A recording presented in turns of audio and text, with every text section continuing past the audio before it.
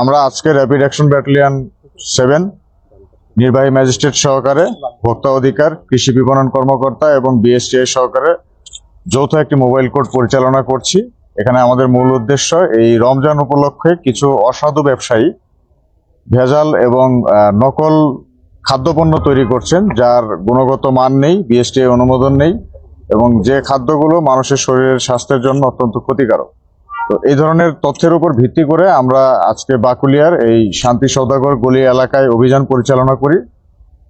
এখানে আমরা মোট 3টি এই ধরনের ফ্যাক্টরি খুঁজে পেয়েছি, যে ফ্যাক্টরিগুলোতে সরকারি কোনো অনুমোদন নেই, বিএসটিআই এর কোনো অনুমোদন নেই এবং তাদের যে খাদ্যের যে কোয়ালিটি, এই কোয়ালিটি মেনটেনেন্স করা হচ্ছে কিনা এই ধরনের পরীক্ষা করার কোনো মেশিন তাদের কাছে নেই, কিংবা সরকারি কোনো প্রতিষ্ঠান থেকে তারা এটার গুণগত মান পরীক্ষাও করে নিয়ে আসেন এবং তারা নিজেরা বিএসটিআই এর সিলটাকেও নকল করে নিয়েছে।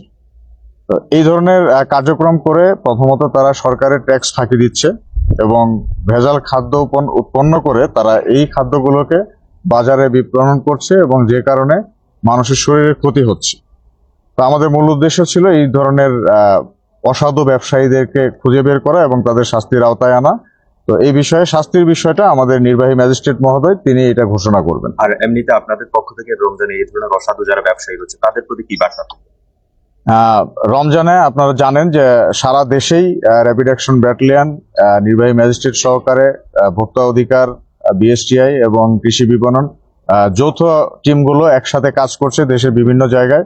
চট্টগ্রামেও সব জায়গায় কাজ করছে, আজকে করা হচ্ছে এবং এটা কন্টিনিউ করবে ইনশাল্লাহ। এটা এই ধরনের প্রতিষ্ঠানগুলো, এটা তো আসলে কোনো অথরাইজড প্রতিষ্ঠান না, একটা বিল্ডিং দেখতে পাচ্ছেন, বিল্ডিং এর মধ্যে তারা এই ম্যানুয়ালি তারা নিজেরা এটা তৈরি করে নিয়েছে। তো এখানে প্রতিষ্ঠানে আগে জরিমানা করা হয়েছে, এবার কিন্তু ম্যাজিস্ট্রেট মহোদয় আরো বেশি জরিমানা করেছেন। তো আমাদের উদ্দেশ্য মানুষকে সচেতন করা এবং কিছুটা শাস্তি দেওয়া, যাতে ভবিষ্যতে এই ধরনের অপরাধের সাথে তারা জড়িয়ে না যায়।